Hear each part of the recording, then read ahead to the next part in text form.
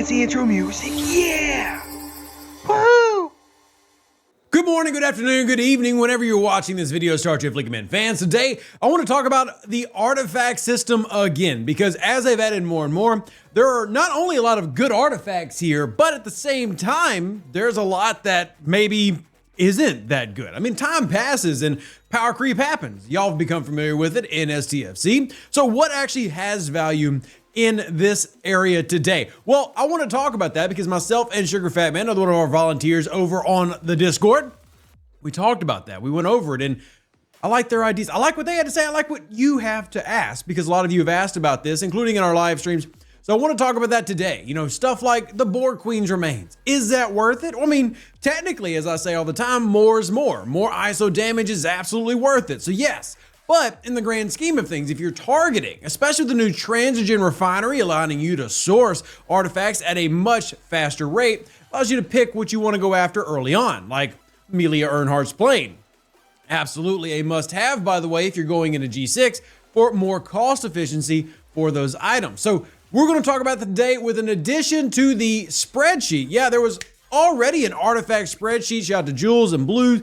Put that together and we have added to it. So if you actually look over here, there is a new tab called must-haves. Now, other content creators are more than welcome to add to this as well. Hopefully this is just a project for me, but we want to talk to you about how do we source these items, and of those, which ones have the most value right now.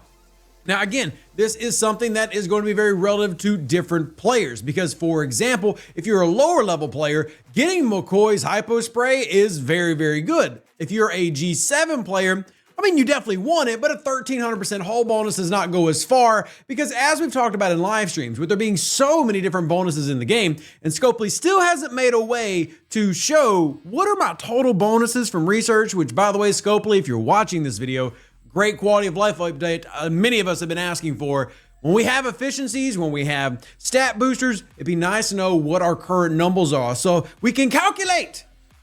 Excuse the weird accents, but seriously, so we could calculate how much 1300% when max, and granted you can't do that till later in the game, but how much would that be adding to, right? If I'm at 3000%, adding 1300 more is actually a pretty significant boost. It's over 30% of what I've already had. But if I had 5000, well, obviously that's less. So I want to see that number, Scopely. But anyway, let's get back into the premise of this video.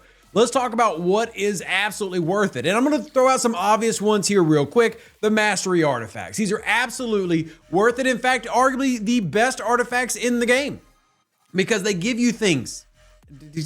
Who doesn't like that? Not only do they give you a bonus, they literally give you things. Now, we've talked about this in another video, so I'm not going to spend too much time. But just in case you were unaware, if you have these unlocked, here's what you get with the mastery artifacts. We have finally filled in all this information. Thank you to all the volunteers out there and players who sent in all the information for me to just sit here and click, click, click and put it in. So as you can see with the Mbenga storybook, we can get 51 hours of speed ups for Sigma, or if you're a lower level player in G4, up to 45 days if you get to tier 7. Now there are some locks on this, but we cover that. And you come down here, you can see more resources, really important for G6 and above players, ship parts, etc. Now those are the mastery artifacts, and those are specifically those 4. Now more could come out, but it's these 4 right up here, and they have bonuses already that are valuable, but it's that everyday amount that's real good. But see, with Mbenga Storybook, increases ISO defense,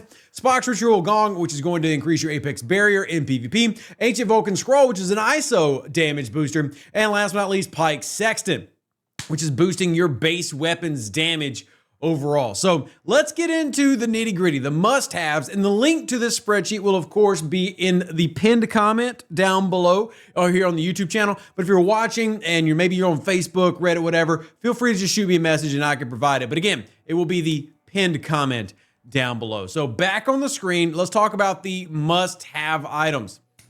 Some of these will be uncommons, some of these will be rares, and they will be different ratings, as in some will be Isolytic, which are some of the original ones that came out, some will be Temporal, and some will be the Masters. But let's start with the ones at the very top. So we've got the Vidian Organ Harvester, Captain Proton's Blaster, and the Blade of Takan. These are all 3 damage boosters based on having a state, so morale, hull breach, and burning.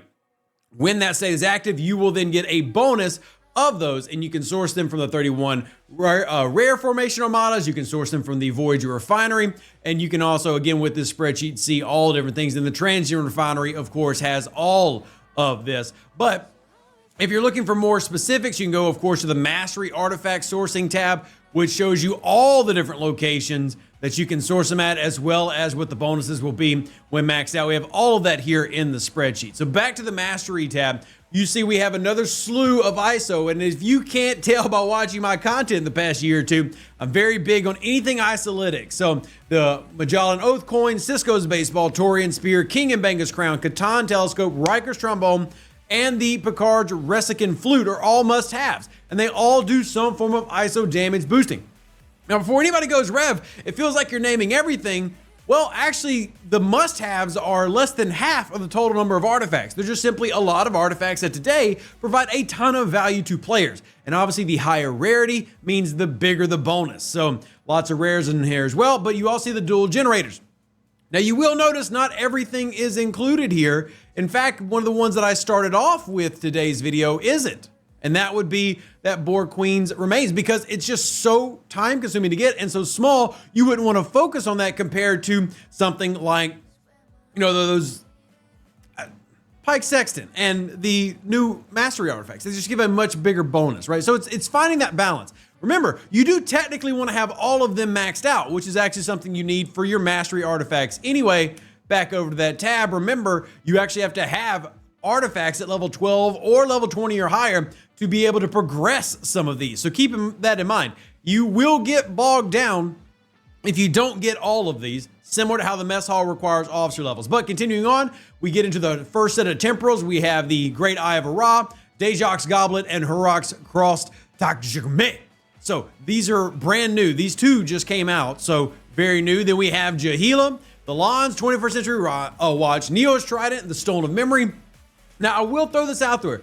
The Stone of Memory is a debatable one. It's really more level related. The lower level players, I think this is a must-have. A higher level player, not so much. This is not going to give you much in terms of Syndicate XP if you're in G5 or G6, but if you are working on your artifacts as a low level, keep that in mind. So you do have to have a minimum level of 40, but in today's game, that is kind of a low level. So just, again, bear that in mind. Very open for people to say, hey, I don't actually think that's worth it. Cool. Because the less you have to focus on, the easier it is to get the ones that you do want to focus on. But anyway, Temporal Observatory, the classic phaser, Emperor Giorgio's sword, Sarek's Vulcan necklace, Lurpa, DTI plaque, Emperor ceremonial uniform, Khan's wrist commander, Nero's legal tome, and Quark's self-stealing symbols. So again, a lot of these are going to do things like efficiency boosting. We're going to have apex barrier boosting. But again, if you're not into certain aspects of the game, maybe they don't have as much value for you. But again, I think all of these are good to have, especially that Nero's Trident, officer boosting. Again, there's some here we can debate, and I think that that's a great conversation to have, but we've already whittled it down quite a bit. Moving on to the epics here, we've got the Borith Time Crystal, the Book of Kostamogen, Iconian Gateway, Glavin, Crenum Time Weapon, Enerax's Datapad, DTI Temporal Device, Strand of Crenum Hair, and the Section 31 Beacon. Again, these are some of the newer epics that just came out, and we're boosting them because of how much they provide, and as you can see, more ISO damage when states are applied. And again, if you're focusing on things in the transogen refinery, which we'll take a look at in a second, we are going to focus on things of higher rarity. And then, of course, you have the masteries, which are absolutely, like, I don't even think it's a debatable. That is a must-have. So let's jump back over here real quick. And again, let's take a look at this as a whole. Why are some of these valuable? Well, it's gotten easier to focus on what you actually want via the transogen refinery. If you're going through your transogen loop, making your pulls, doing your grinds, as you can see, got to do that right there. Get me some more of that refined. You'll see I have a bulk refine ready. Getting into G6 to a little bit of keeping up here, but we still want to get a lot of these, and you can see those based on how I've got them set up. You see I'm auto pulling my mastery artifacts. I'm even going after Nier's legal tomb, but you've got to make sure that you can afford that as well. So you have some of these that are older, maybe still have some value, but maybe you're a little bit slower on acquiring them, like the Guinan's Magus 3 weapon.